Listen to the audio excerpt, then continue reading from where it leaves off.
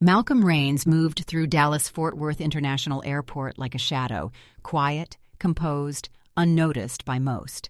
That was how he preferred it. No entourage, no rolling suitcase packed to bursting, no loud conversations on speakerphone. Just a black leather briefcase in one hand and a travel-worn carry-on in the other. His gait was steady, polished shoes clicking softly across the floor, his presence controlled and deliberate. He wore a navy blazer over a simple gray t-shirt, paired with dark jeans and loafers buffed to a quiet shine. Not flashy, not showy, just enough to pass for a man with purpose, but not enough to suggest anything more. And that suited Malcolm just fine. It was mid-October, the kind of afternoon where the Texas sun still pushed through the windows, sharp and warm, though the airport air conditioning kept everything at an impersonal chill.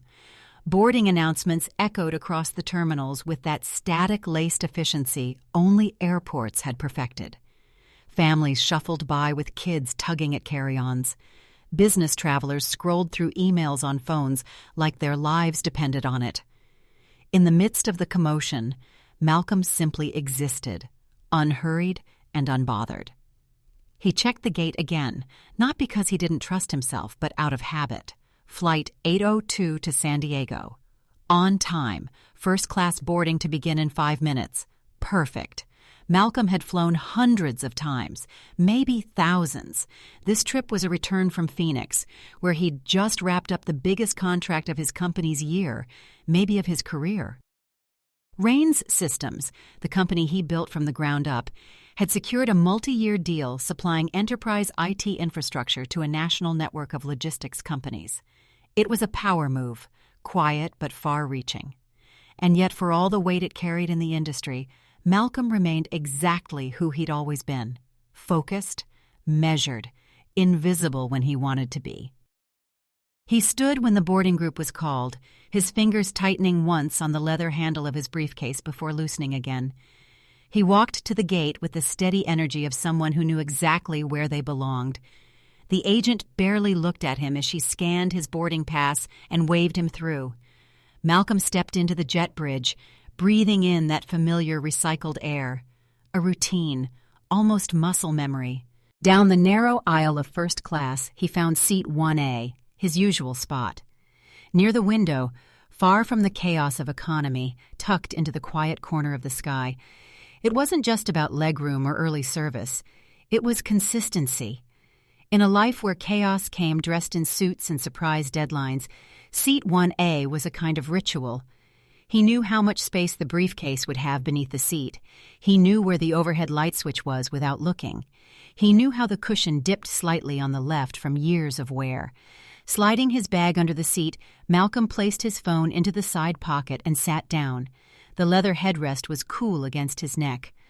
Outside the small oval window, fuel trucks crawled like lazy beetles across the tarmac. He let his eyes close for a moment, letting himself exhale. There wouldn't be bourbon until after takeoff, but for now, silence was its own kind of comfort. Voices drifted in from the boarding line, snippets of conversations, beeps of boarding passes, the metallic clunk of carry-ons being hoisted into overhead bins. Nothing stood out until the sound of laughter, loud, easy, too confident, drifted down the aisle behind him. Malcolm opened his eyes.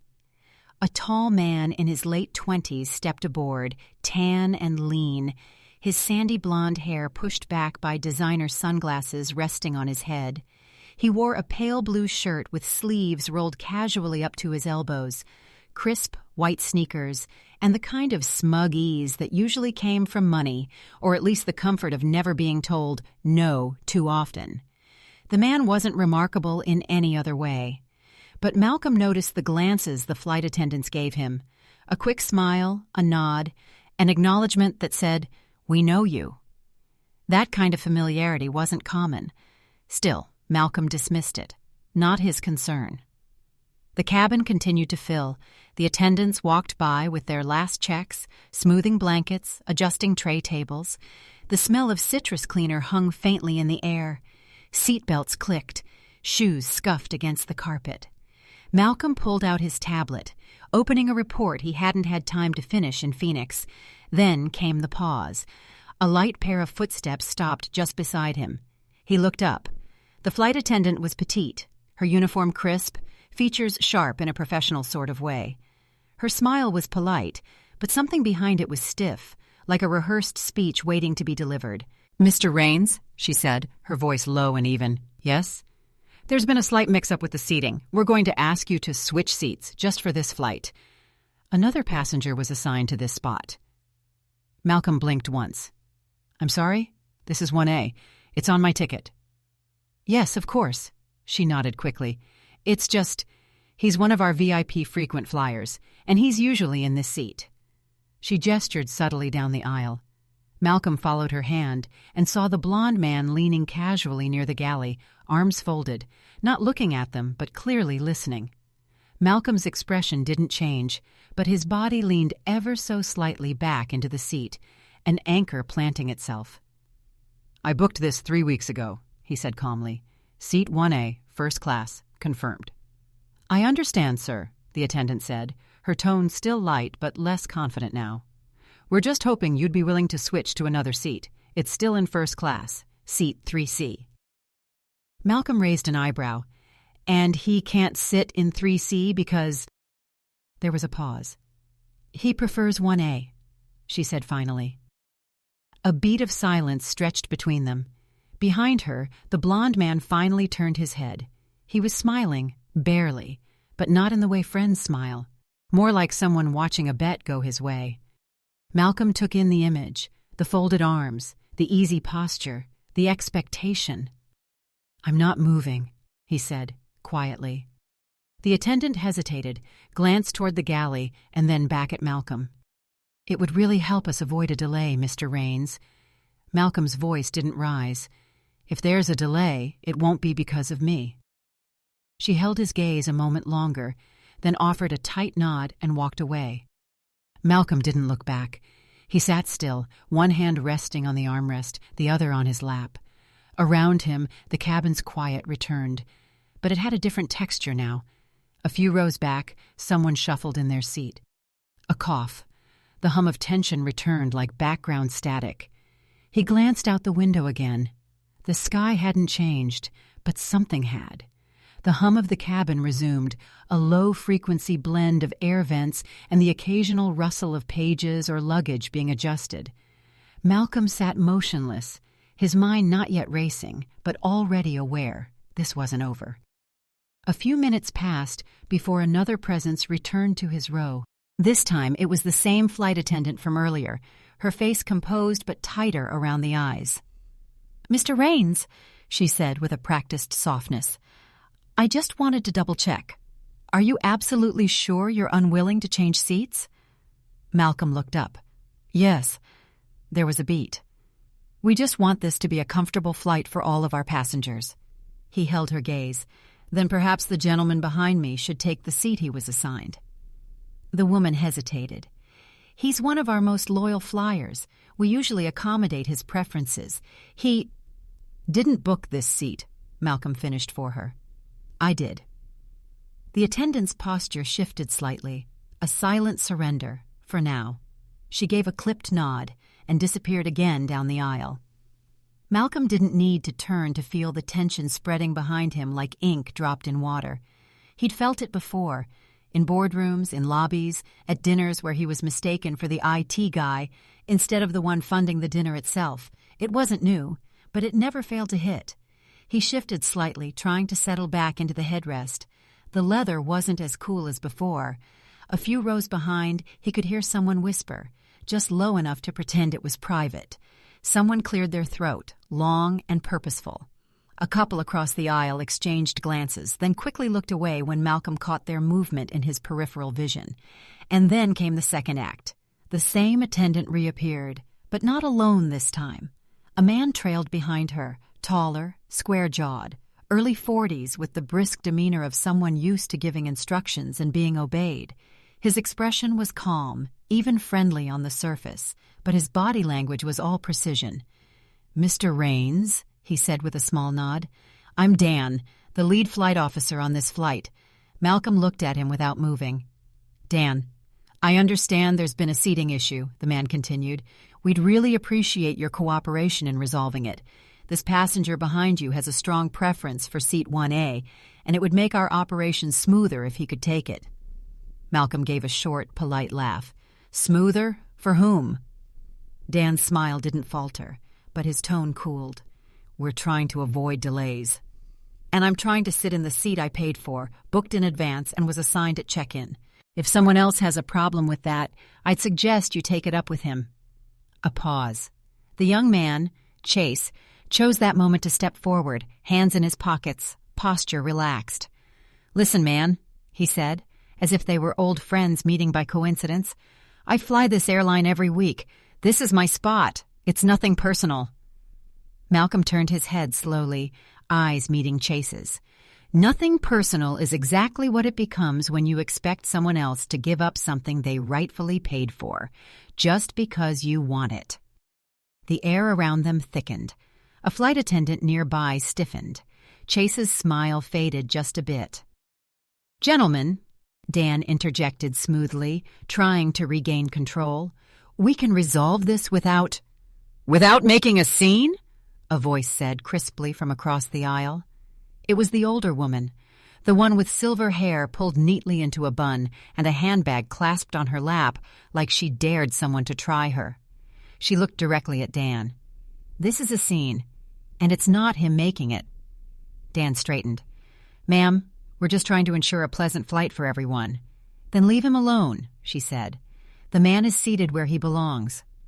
There was a ripple now. A man in the second row nodded. "Ticket says 1A. That should settle it." Dan's mouth twitched. His eyes flicked to Chase, who was now looking more like someone caught sneaking into a wedding reception. "This is really going to delay departure," Dan said, this time with a hint of threat in his voice. Malcolm leaned back in his seat. "Then I guess we're delaying." Chase ran a hand through his hair, clearly uncomfortable now. The confidence from earlier had drained from his face, replaced with a shade closer to annoyed embarrassment. Dan looked like he wanted to say more, but he bit it back, nodded curtly, and motioned to the attendant. Together, they stepped toward the galley. For a moment, all that remained was the soft whirl of the air vents and the low hum of tension.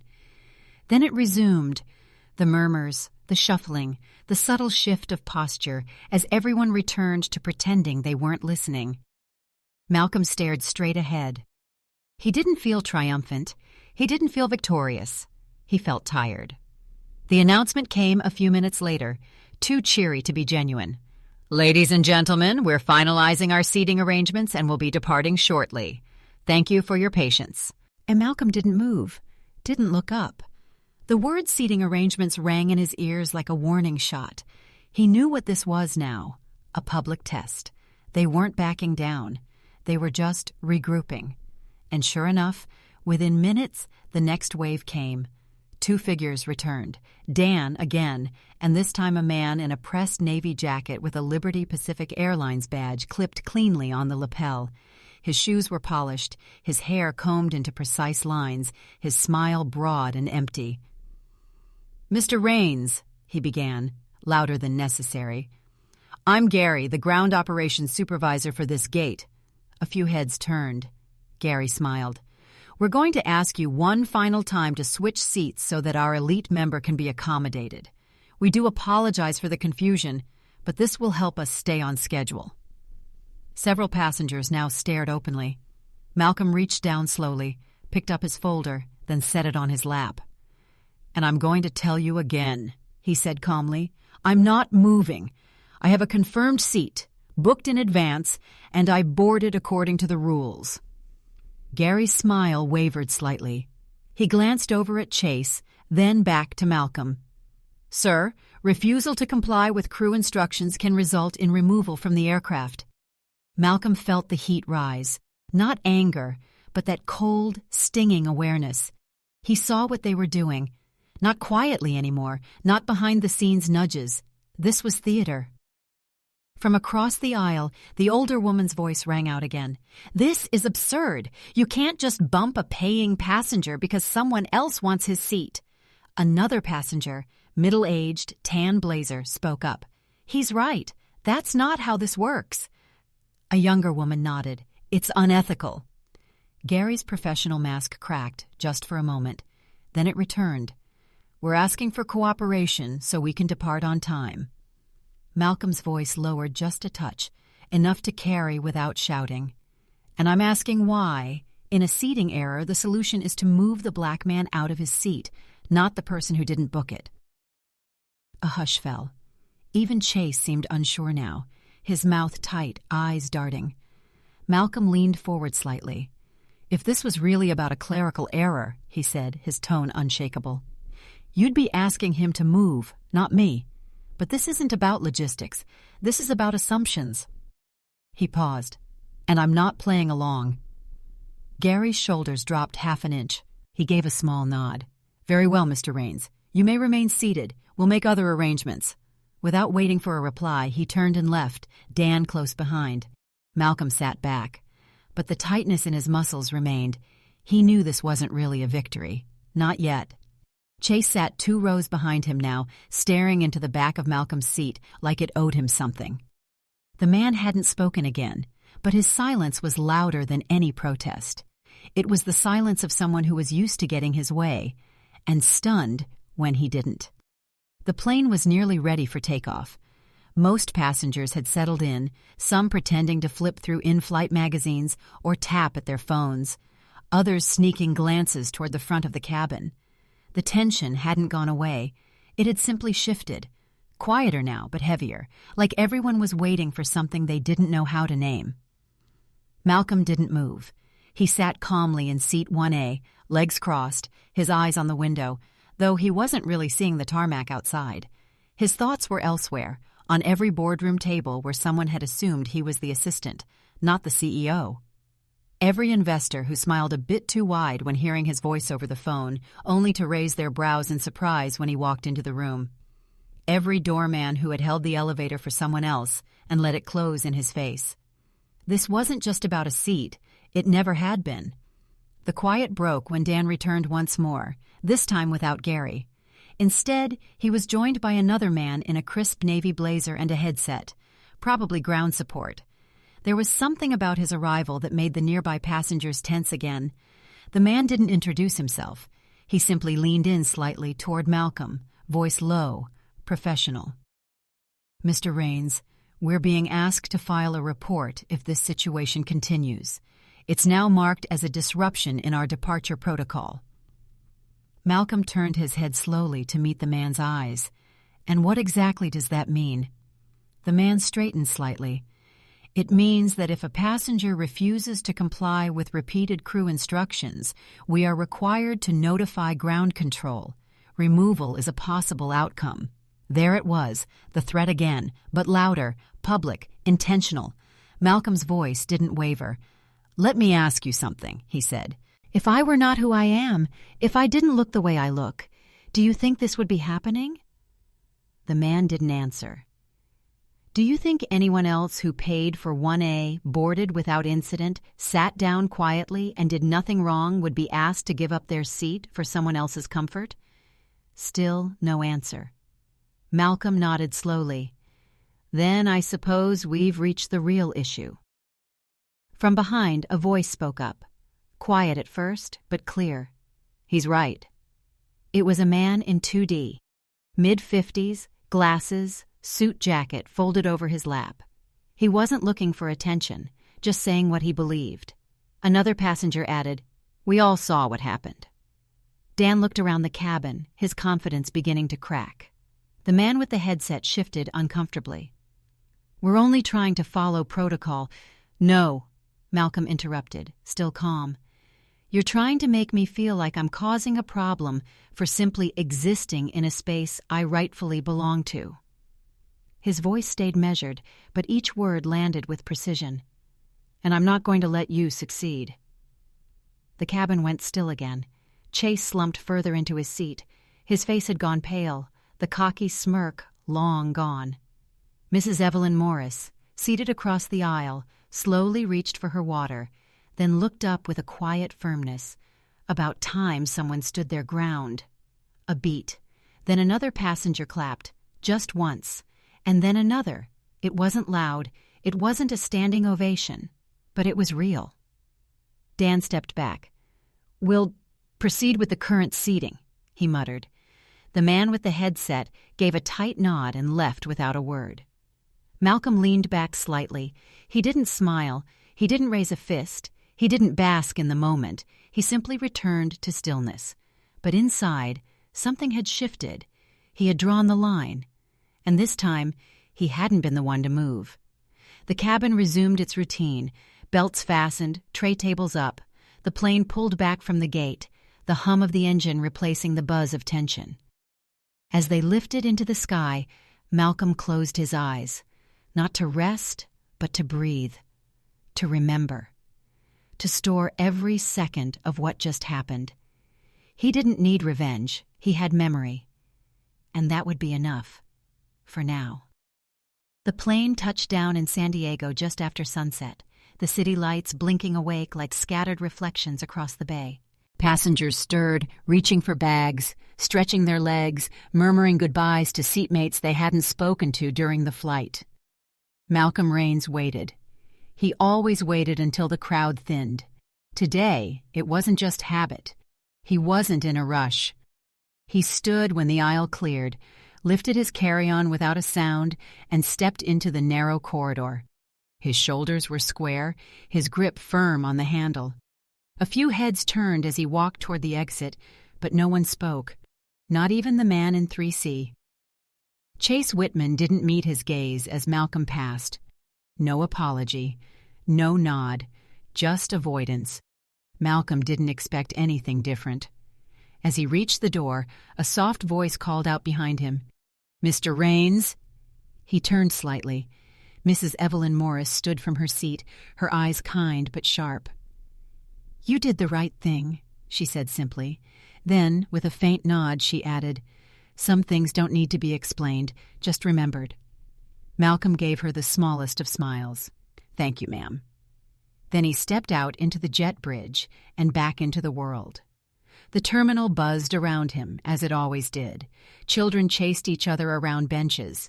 Announcements echoed overhead. But for Malcolm, everything was quieter now. Inside him, something had settled, but not in the way peace does. No, this was something else.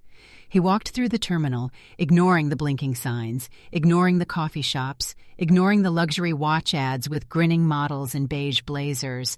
He was replaying it.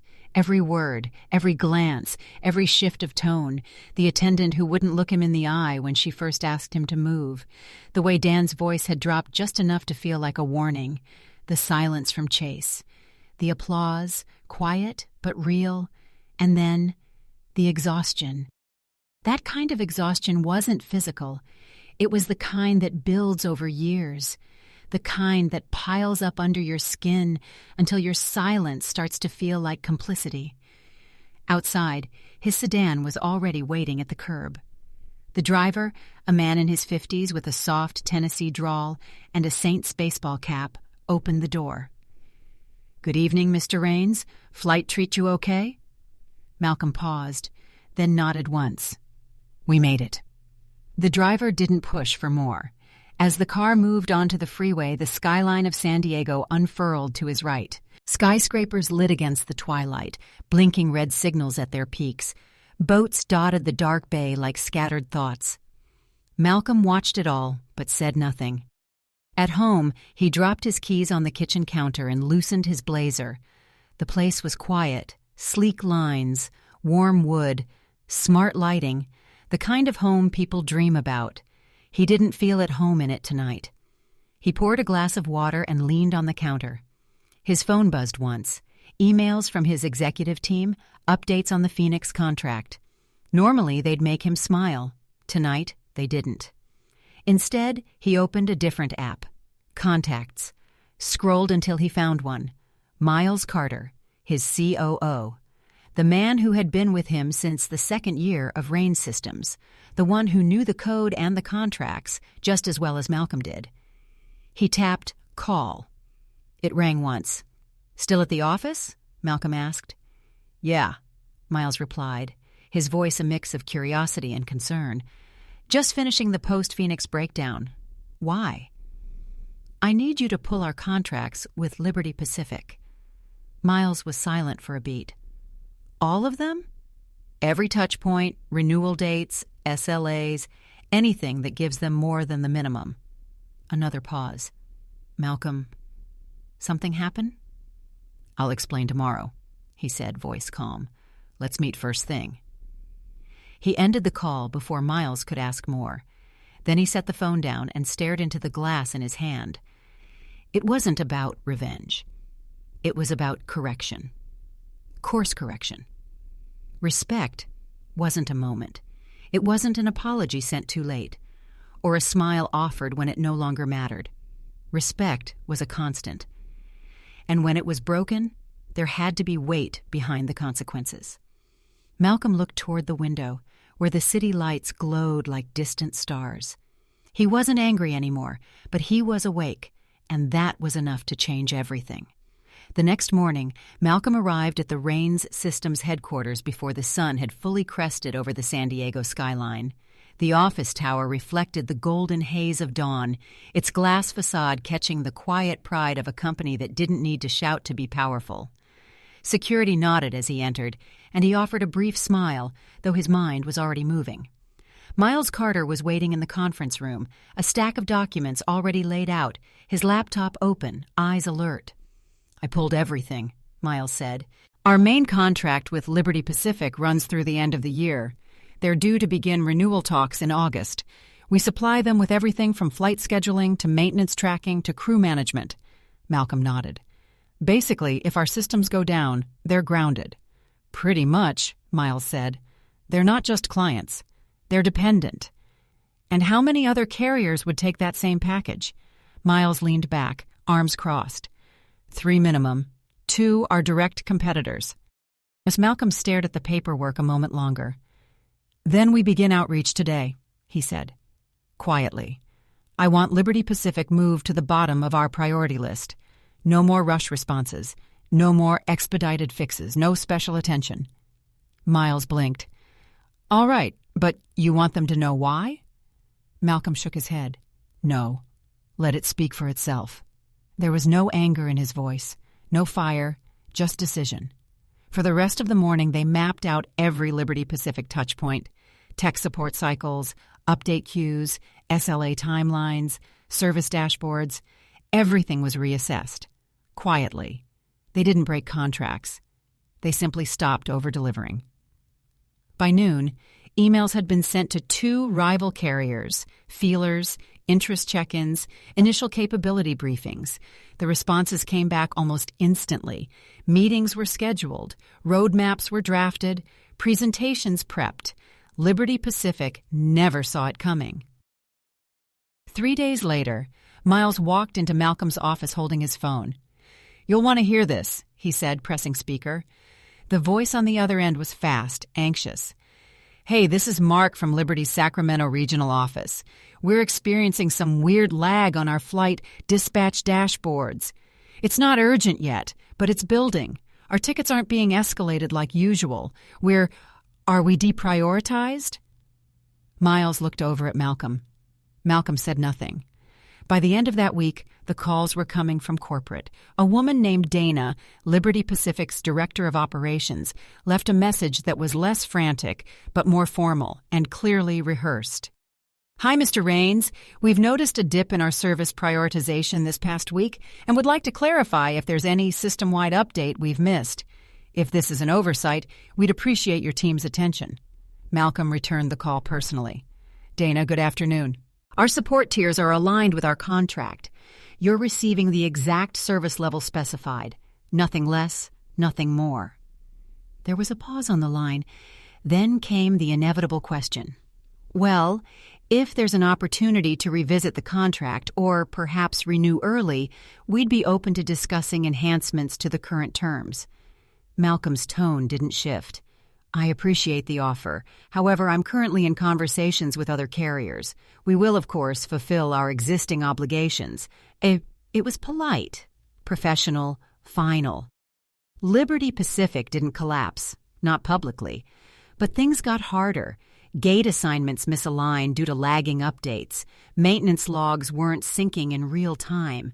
Dispatchers had to double-check crew rosters manually.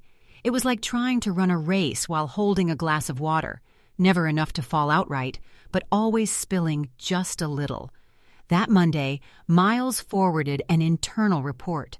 Liberty Pacific had delayed 12 flights across 3 hubs. Not one delay was catastrophic, but they added up. Passenger satisfaction dipped. Partners asked questions. Employees murmured. 2 weeks after the San Diego flight, Malcolm received a letter. Not an email, not a call. A letter from Liberty Pacific's CEO. It was printed on expensive paper with an embossed logo, the kind meant to impress.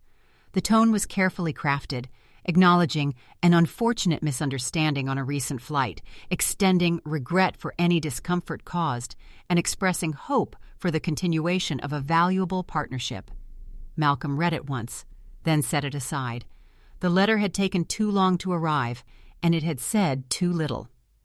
That evening, over dinner with a longtime friend at a quiet coastal restaurant, Malcolm shared the story. Not the technical fallout, but the moment in 1A. His friend, a man named Victor, who'd known Malcolm since college, listened without interrupting. When Malcolm finished, Victor leaned back and let out a slow breath. "So, you're not going back, huh?" Malcolm smiled faintly. "Not unless they buy a ticket on my flight. Seat 1A. Victor grinned, but said nothing more. And that was the end of it. There were no press releases, no headlines, just silence, and the slow internal unraveling of an organization that had misjudged a man based on his appearance and assumed his silence meant acceptance. It hadn't, and now they knew. 2 weeks had passed, the quiet had returned, but this quiet wasn't like the one Malcolm Raines sought during business trips or found in early morning walks through empty airports. No, this silence was heavier. It carried meaning and consequence. In the office, things ran as they always did. The teams were productive, the systems ran smooth. No one at Raines Systems spoke openly about what had happened, but everyone knew something had shifted, even if they didn't know why. Malcolm didn't need them to. He sat at his desk on a Thursday morning, sipping black coffee, watching the San Diego skyline ease into another cloudless day. The leather chair creaked slightly as he leaned back, reading the industry bulletin that had just landed in his inbox. Rumors swirl as Liberty Pacific's digital backbone stutters. The article didn't name Raines Systems, but it didn't have to. Malcolm scrolled past the headline, skimmed a few paragraphs, then closed the laptop. There was no satisfaction in watching them squirm, just clarity. Respect isn't about punishment, it's about correction. He stood and stretched, then walked down to the main floor. The office had that late-week hum, people tying off projects, checking calendars, preparing to breathe for the weekend. In the hallway, he passed Miles, who gave him a small nod. "FYI," Miles said. "The new airline contract is closing. Should be finalized by end of day." Malcolm nodded. "Good. Anything you want me to tell Liberty Pacific if they call again?" "No," Malcolm said. "They'll figure it out." He stepped back into his office, just as his assistant entered with an envelope. Courier dropped this off. It was slim, cream-colored, no logo, just his name in neat typed font. Inside was a handwritten note. No return address. "Mr. Raines, I was on that flight, 2 rows back. I didn't speak up. I should have. Thank you for not moving. You didn't just hold a seat. You held the line. No name, just those words." Malcolm stared at the note for a long moment, then placed it inside the drawer next to the letter from Liberty Pacific's CEO. One was full of corporate language. The other? Truth. Later that night, he joined Victor again. Same restaurant, same booth near the window overlooking the dark ocean.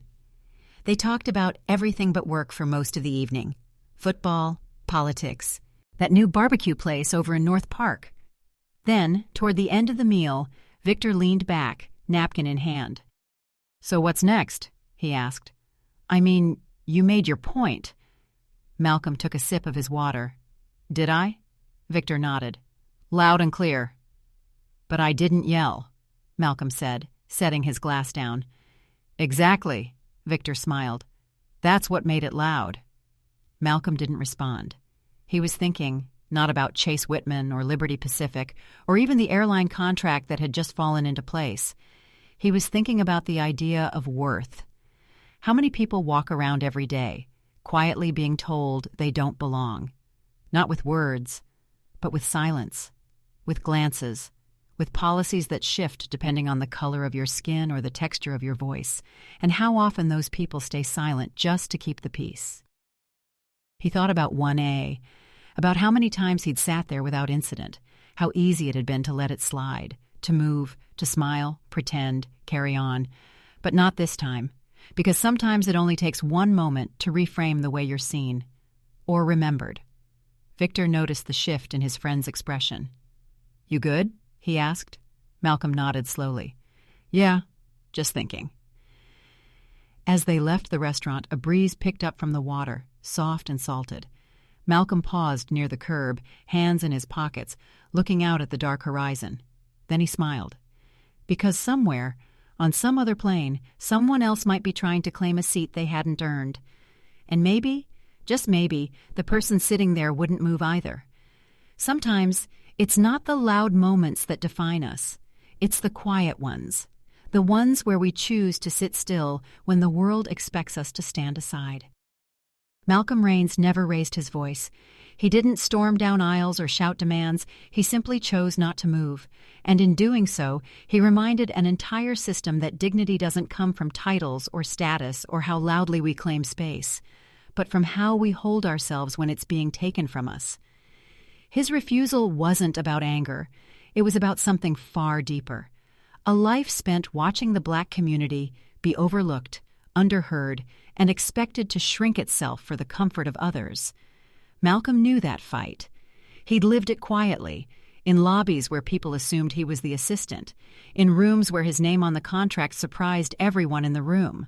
But he also knew this: the strength of the Black community has never come from confrontation alone, but from composure, from knowing when to speak, and when silence speaks loudest. What happened on that flight didn't just shift one man's life, it rippled. Through boardrooms, through systems, through the quiet spaces where assumptions grow unchecked. It reminded us that every time we overlook someone based on how they appear, we risk dismissing the very person who holds the truth, the skill, or the strength we need most. And too often, it's the Black community that pays the price for that blindness. But sometimes, one act of stillness, of staying seated, of not giving up your rightful place, can carry the weight of generations. Because respect is never just about one moment. It's about what we teach others when we believe no one's watching.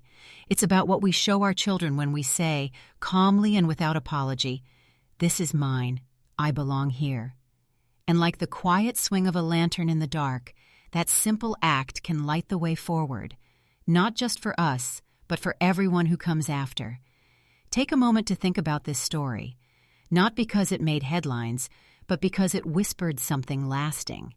And if it stirred something in you, if it reminded you of a time you were told to move or stood by while someone else was, then maybe it's worth passing on. If this story touched your heart, consider sharing it with someone who may need a reminder that justice, truth, and dignity often come from the places society tries hardest to overlook.